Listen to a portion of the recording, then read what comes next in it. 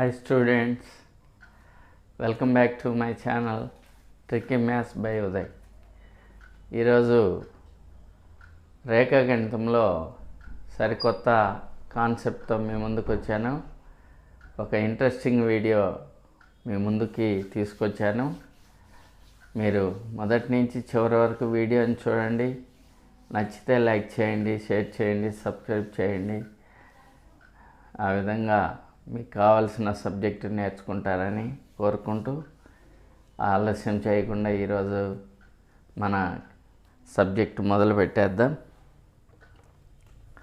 రేఖాగణితం అనే అధ్యాయంలో త్రిభుజాలు అనే ఇంట్రెస్టింగ్ త్రిభుజాలు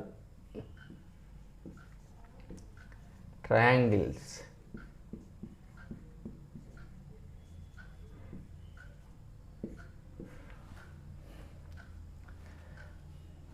సరే చూడండి, ఇక్కడ ఏబిసి అనే 3 బిందువులు ఉన్నాయి. ఈ 3 బిందువులను కలుపుతూ 3 రేఖాఖండాలు గీయచ్చు.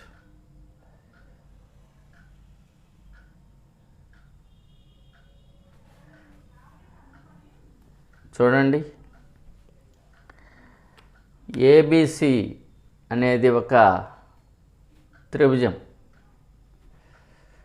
ఇది ఒక త్రిభుజం.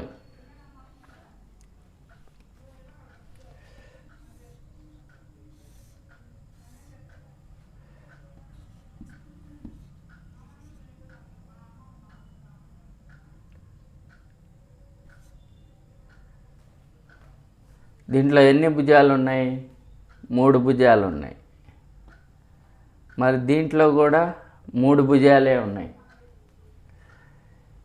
3 భుజాలు, ఇది 3 భుజాలు కలిగి ఉంది. అయితే దీనికి తేడా ఏంటి అంటే, ఇది 3 భుజాలు కలిగి ఉంది, సంవృతమైంది. సంవృతం క్లోజ్డ్ ఫిగర్. 3 భుజాలు కలిగిన ఒక సంవృత పటము మరియు సరళ సంవృత పటం. 3 భుజాలు కలిగిన ఒక సరళ సంవృత పటం ఇది. దీంట్లో 3 భుజాలు ఉన్నాయి, కానీ ఇది సంవృత పటం కాదు. ఒకవైపు తెరవబడి ఉంది, వివృత పటము, ఓపెన్ ఫిగర్. ఇది 3 భుజాలు కలిగిన ఒక వివృత పటం. ఇది 3 భుజాలు కలిగిన ఒక సరళ సంవృత పటం. ఈ విధంగా 3 భుజాలు కలిగిన ఈ సరళ సంవృత పటాన్ని మనం త్రిభుజం అనొచ్చు. త్రిభుజము అంటే 3 భుజాలు కలిగిన సరళ సంవృత పటము. 3 భుజాలు కలిగిన సరళ సంవృత పటాన్ని త్రిభుజము అంటాం. ఇక్కడ ఏబిసి అనేది ఒక త్రిభుజం. సో దీన్ని త్రిభుజం ఏబిసి అంటాం. త్రిభుజం ఏబిసి అంటాం. నెక్స్ట్, ఈ త్రిభుజంలో ఎన్ని భాగాలు ఉంటాయి? త్రిభుజంలో మొత్తం 6 భాగాలు ఉంటాయి. అవి 3 భుజాలు, 3 భుజాలు, అలాగే 3 కోణాలు. త్రిభుజంలో మొత్తం 6 భాగాలు ఉంటాయి. ఇంపార్టెంట్ బిట్ ఇది. త్రిభుజంలో మొత్తం 6 భాగాలు ఉంటాయి. అవి 3 భుజాలు, 3 కోణాలు. 3 భుజాలు అంటే ఏబి,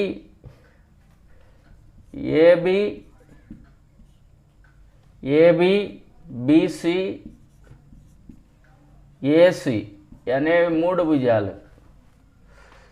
అలాగే 3 కోణాలు ఉన్నాయి. 3 కోణాలు అంటే angle A, angle B, angle C. Angle A, angle B, angle C. ఈ విధంగా త్రిభుజంలో మొత్తం 6 భాగాలు ఉంటాయి. అవి 3 భుజాలు, 3 కోణాలు.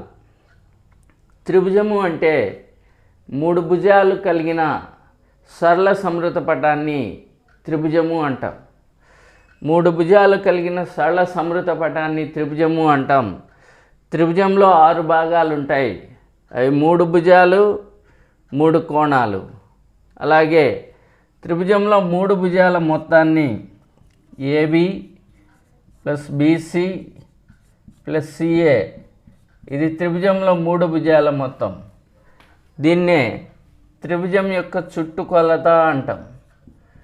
చుట్టుకొలత, త్రిభుజం యొక్క చుట్టుకొలత, పెరిమీటర్ ఆఫ్ ట్రయాంగిల్. త్రిభుజంలో 3 భుజాల మొత్తం పొడవుని త్రిభుజం యొక్క చుట్టుకొలత అని అంటాం. సో ఇది త్రిభుజం. త్రిభుజము అంటే 3 భుజాలు కలిగిన సరళ సమృత పటాన్ని త్రిభుజము అంటాం. త్రిభుజంలో మొత్తం 6 భాగాలు ఉంటాయి. అవి 3 భుజాలు 3 కోణాలు. త్రిభుజంలో 3 భుజాల మొత్తం పొడవును చుట్టుకొలత అంటాము. ఇది త్రిభుజం. అయితే త్రిభుజాల్లో రకాలు ఉన్నాయి. రకాలుగా వర్గీకరించవచ్చు. భుజాల పొడవులను బట్టి, భుజాల పొడవులను బట్టి త్రిభుజాలు 3 రకాలు. అలాగే కోణాలను బట్టి త్రిభుజాలు 3 రకాలు. భుజాల పొడవులను బట్టి త్రిభుజాలు 3 రకాలు. కోణాలను బట్టి త్రిభుజాలు 3 రకాలు. వాటిల్లో మొదటిది భుజాల పొడవులను బట్టి త్రిభుజ రకాల్లోకి వచ్చేటప్పటికి సమబాహు త్రిభుజం. సమబాహు త్రిభుజం, ఈక్విలేటరల్ ట్రయాంగిల్. Equilateral triangle. 2 సమద్విబాహు త్రిభుజం. సమద్విబాహు త్రిభుజం,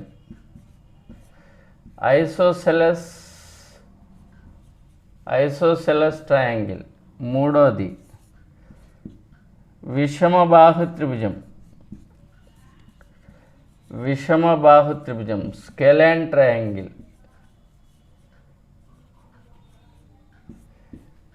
అలాగే కోణాలను బట్టి త్రిభుజాలు 3 రకాలు.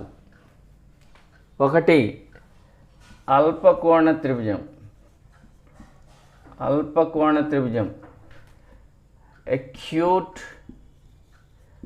Angle triangle. 2వది అధిక కోణ త్రిభుజం. అధిక కోణ త్రిభుజం, obtuse angle triangle. Obtuse angle triangle. 3వది లంబకోణ త్రిభుజం. లంబకోణ త్రిభుజం, right triangle. Right angle triangle. త్రిభుజాలను 2 రకాలుగా వర్గీకరించవచ్చు. భుజాల పొడవులను బట్టి త్రిభుజాలు 3 రకాలు. అలాగే కోణాలను బట్టి త్రిభుజాలు 3 రకాలు. భుజాల పొడవులను బట్టి త్రిభుజాలు, మొదటిది సమబాహు త్రిభుజం, 2వది సమద్విబాహు త్రిభుజం, 3వది విషమబాహు త్రిభుజం. కోణాలను బట్టి త్రిభుజాలు 3 రకాలు. 1 అల్పకోణ త్రిభుజం, 2 అధిక కోణ త్రిభుజం, 3 లంబకోణ త్రిభుజం. సమబాహు త్రిభుజం అంటే ఏంది? సమబాహు త్రిభుజం, ఈక్విలేటరల్ ట్రయాంగిల్. ఒక త్రిభుజంలో 3 భుజాల పొడవులు సమానమైతే, 3 భుజాల పొడవులు సమానమైతే దాన్ని సమబాహు త్రిభుజం అంటాం. ఒక త్రిభుజంలో 3 భుజాల పొడవులు సమానం కావాలి. ఇదొక త్రిభుజం అనుకుంటే ఈ భుజం పొడవు, ఈ భుజం పొడవు, ఈ భుజం పొడవు, 3 భుజాల పొడవులు సమానంగా ఉండాలి. ఇలా 3 భుజాల పొడవులు సమానంగా కలిగిన త్రిభుజాన్ని సమబాహు త్రిభుజము అంటాం. సమబాహు త్రిభుజంలో 3 భుజాల పొడవులు మాత్రమే సమానం కాదు, ఇక్కడ 3 కోణాలు కూడా సమానంగా ఉంటాయి. సమబాహు త్రిభుజంలో 3 భుజాల పొడవులు సమానము మరియు 3 కోణాలు సమానము. మరియు సమబాహు త్రిభుజంలో చూడండి, ఈ త్రిభుజం నుంచి ఎదుటి భుజం యొక్క మధ్య బిందువుకు ఒక రేఖను గీస్తే దాన్ని త్రిభుజ మధ్యగత రేఖ అంటాం. ఇలాంటి మధ్యగత రేఖలు 3 గీయచ్చు కాబట్టి ఒక సమబాహు త్రిభుజంలో గీయగలిగిన 3 మధ్యగత రేఖల పొడవులు సమానంగా ఉంటాయి. సమబాహు త్రిభుజానికి గీయగలిగిన 3 మధ్యగత రేఖల పొడవులు సమానంగా ఉంటాయి. సమబాహు త్రిభుజంలో 3 భుజాల పొడవులు సమానము, 3 కోణాలు సమానము. సమబాహు త్రిభుజంలో గీయగలిగిన 3 మధ్యగత రేఖల పొడవులు సమానము. సో ఇది సమబాహు త్రిభుజం అంటే. నెక్స్ట్ సమద్విబాహు త్రిభుజం. ఒక త్రిభుజంలో 2 భుజాల పొడవులు సమానమైతే దాన్ని సమద్విబాహు త్రిభుజం అంటాం. ఒక త్రిభుజంలో 2 భుజాల పొడవులు సమానం కావాలి. ఇది సమానం అనుకోండి. ఇది ఏబిసి అనే త్రిభుజం. దీంట్లో 2 భుజాల పొడవులు సమానంగా ఉంటే దాన్ని సమద్విబాహు త్రిభుజం అంటాం. సమద్విబాహు త్రిభుజంలో సమాన భుజాలకు ఎదురుగా ఉండే కోణాలు కూడా సమానంగా ఉంటాయి. సమద్విబాహు త్రిభుజంలో ఈ సమాన భుజాలకు ఎదురుగా ఉండే కోణాలు ఈ భుజానికి ఎదురుగా ఉండే కోణం ఇది, ఈ భుజానికి ఎదురుగా ఉండే కోణం ఇది. ఈ 2 కోణాలు సమానంగా ఉంటాయి. సో సమద్విబాహు త్రిభుజంలో 2 భుజాల పొడవులు సమానంగా ఉంటాయి. సమాన భుజాలకు ఎదురుగా ఉండే కోణాలు కూడా సమానంగా ఉంటాయి. సమద్విబాహు త్రిభుజంలో సమాన భుజాలపైకి గీయగలిగిన మధ్యగత రేఖల పొడవులు సమానంగా ఉంటాయి. సమాన భుజంపైకి గీయగలిగిన మధ్యగత రేఖల పొడవులు సమానంగా ఉంటాయి. సమబాహు త్రిభుజంలో ఎలా అయితే ఉన్నాయో సమద్విబాహు త్రిభుజంలో కూడా అలాగే ఉన్నాయి. సమద్విబాహు త్రిభుజంలో 2 భుజాల పొడవులు సమానము, 2 కోణాలు. సమద్విబాహు త్రిభుజంలో సమాన భుజాలకు ఎదురుగా ఉండే కోణాలు సమానము. సమద్విబాహు త్రిభుజంలో సమాన భుజాలపైకి గీయగలిగిన మధ్యగత రేఖల పొడవులు సమానంగా ఉంటాయి. నెక్స్ట్ విషమబాహు త్రిభుజం.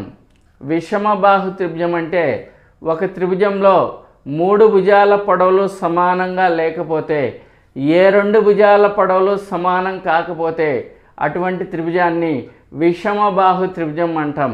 ఒక త్రిభుజంలో ఏ 2 భుజాల పొడవులు సమానంగా లేకపోతే లేదా 3 భుజాల పొడవులు అసమానాలైతే అటువంటి త్రిభుజాన్ని విషమబాహు త్రిభుజం అంటాం.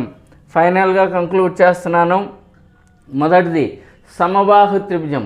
సమబాహు త్రిభుజంలో 3 భుజాల పొడవులు సమానం, 3 కోణాలు సమానం, 3 భుజాలపైకి గీయగలిగిన మధ్యగత రేఖల పొడవులు సమానం. సమద్విబాహు త్రిభుజంలో 2 భుజాల పొడవులు సమానంగా ఉంటాయి. భుజాలపైకి సమాన భుజాలకు ఎదురుగా ఉండే కోణాలు సమానంగా ఉంటాయి. సమాన భుజంపైకి గీయగలిగిన మధ్యగత రేఖల పొడవులు కూడా సమానంగా ఉంటాయి. విషమబాహు త్రిభుజంలో 3 భుజాల పొడవులు వేరువేరుగా ఉంటాయి. ఏ 2 భుజాల పొడవులైనా సమానంగా ఉండవు. అటువంటి త్రిభుజాన్ని విషమబాహు త్రిభుజం అంటాం. ఇది భుజాల పొడవులను బట్టి త్రిభుజ రకాలు. నెక్స్ట్ కోణాలను బట్టి త్రిభుజ రకాలు. అల్పకోణ త్రిభుజం. ఏబిసి అనేది ఒక త్రిభుజం అయితే ఇది అల్పకోణ త్రిభుజం అవ్వాలంటే త్రిభుజంలో 3 కోణాలు అల్పకోణాలు అయితే ఆ త్రిభుజాన్ని అల్పకోణ త్రిభుజం అంటాం. త్రిభుజంలో 3 కోణాలు అల్పకోణాలుగానైతే ఆ త్రిభుజాన్ని అల్పకోణ త్రిభుజం అంటాం. నెక్స్ట్ అధిక కోణ త్రిభుజం. అధిక కోణ త్రిభుజం. త్రిభుజంలో 1 కోణం అధిక కోణం అయితే, సో ఇది అధిక కోణం. అధిక కోణం అంటే 90 డిగ్రీల కంటే ఎక్కువ. ఒక త్రిభుజంలో 1 కోణం అధిక కోణం అయితే దాన్ని అధిక కోణ త్రిభుజం అంటాం. ఒక త్రిభుజంలో 1 కోణం అధిక కోణం అయితే దాన్ని అధిక కోణ త్రిభుజం అంటాం. నెక్స్ట్ లంబకోణ త్రిభుజం. ఒక త్రిభుజంలో 1 కోణము 90 డిగ్రీలు ఉంటే 1 కోణం లంబకోణం అయితే ఆ త్రిభుజాన్ని లంబకోణ త్రిభుజం అంటాం. ఒక త్రిభుజంలో ఒక కోణము 90 డిగ్రీలు కానైతే ఆ త్రిభుజాన్ని లంబకోణ త్రిభుజం అంటాం. లంబకోణ త్రిభుజంలో లంబకోణానికి ఎదురుగా ఉండే భుజాన్ని కర్ణము అంటాము. లంబకోణానికి ఎదురుగా ఉండే భుజాన్ని కర్ణము అంటాం. లంబకోణ త్రిభుజంలో కర్ణమే అతి పొడవైన భుజం అవుతుంది. మరియు లంబకోణ త్రిభుజంలో రెండు భుజాల పొడవులు కానీ సమానమైతే ఆ త్రిభుజాన్ని సమద్విబాహు లంబకోణ త్రిభుజం అంటాం.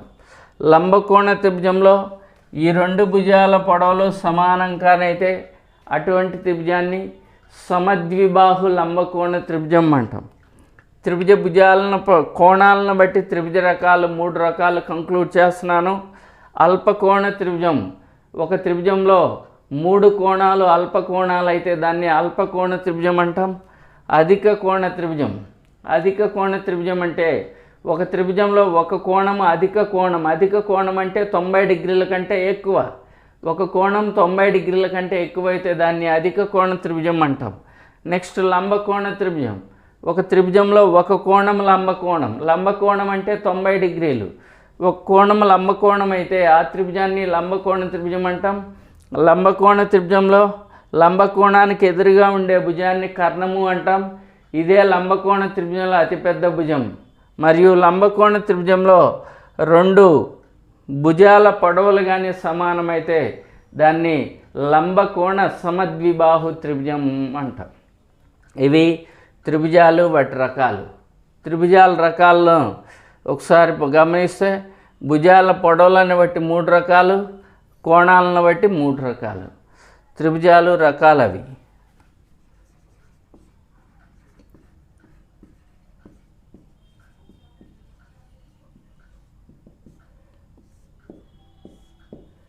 త్రిభుజ ధర్మాల్లోకి వచ్చేటప్పటికి త్రిభుజంలో 3 కోణాలు ఉంటాయి. ఈ 3 కోణాల మొత్తం ఎంత అంటే త్రిభుజంలో 3 కోణాల మొత్తం 180 డిగ్రీలు లేదా 2 లంబ కోణాలు.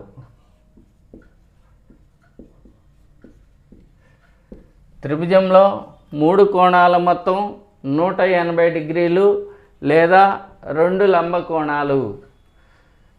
నెక్స్ట్ పాయింట్, ఒక త్రిభుజంలో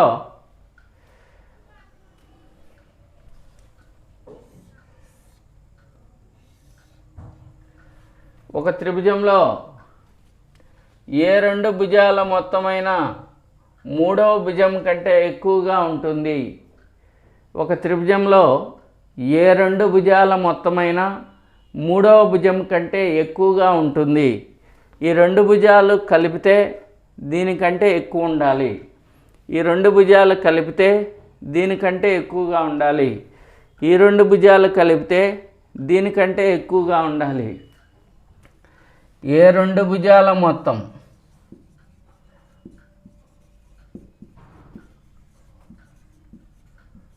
మూడవ భుజం కంటే ఎక్కువ.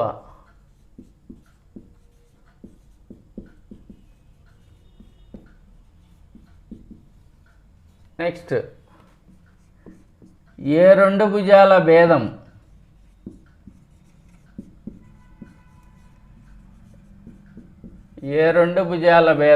మూడవ దానికంటే తక్కువ. ఏ 2 భుజాల మొత్తమైన మూడవ భుజం కంటే ఎక్కువగా ఉండాలి.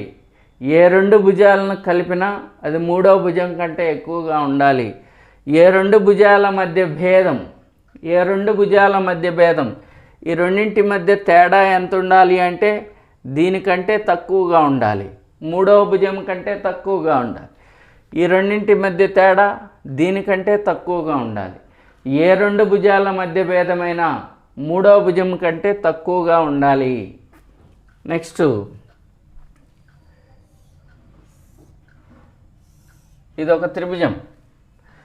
ఈ త్రిభుజంలో నేను ఈ భుజాన్ని పొడిగిస్తున్నా. ఈ భుజాన్ని పొడిగిస్తే ఇక్కడ ఒక కోణం ఏర్పడింది. ఈ కోణాన్ని ఏమంటారా అంటే బాహ్య కోణం, ఎక్స్టీరియర్ యాంగిల్. ఈ బాహ్య కోణం విలువ ఎంత అవుతుంది అంటే ఈ త్రిభుజంలో ఉండే అంతరంగా 3 కోణాలు ఉంటాయి కదా, ఇది ఇది ఇది. ఈ కోణాన్ని దీనికి ఆసన్న కోణం అంటాం. ఆసన్న కోణం ఇది.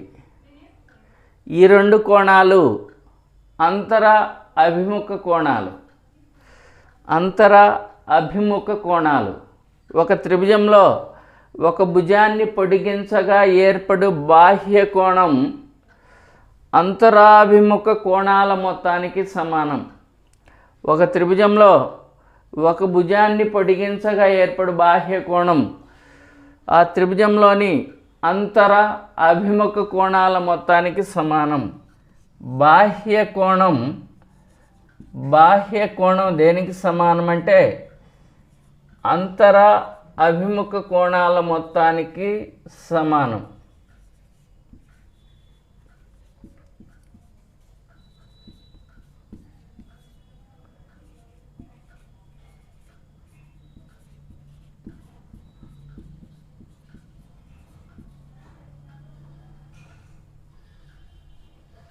ఒక త్రిభుజంలో ఒక భుజాన్ని పొడిగించగా ఏర్పడే బాహ్య కోణం దాని అంతరాభిముఖ కోణాల మొత్తానికి సమానము.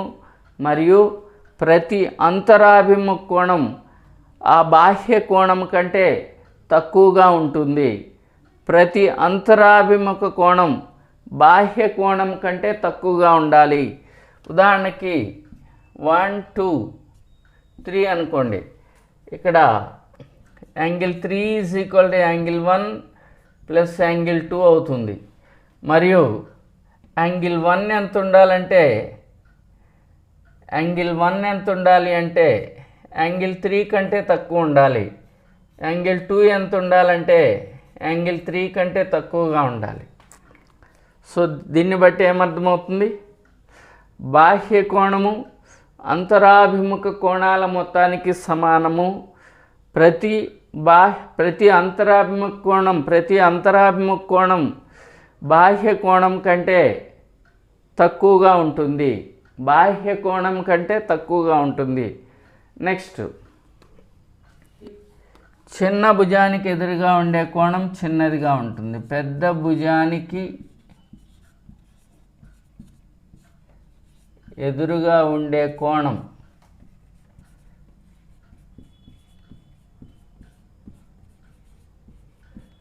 పెద్దది. చిన్న భుజానికి ఎదురుగా ఉండే కోణము చిన్నది.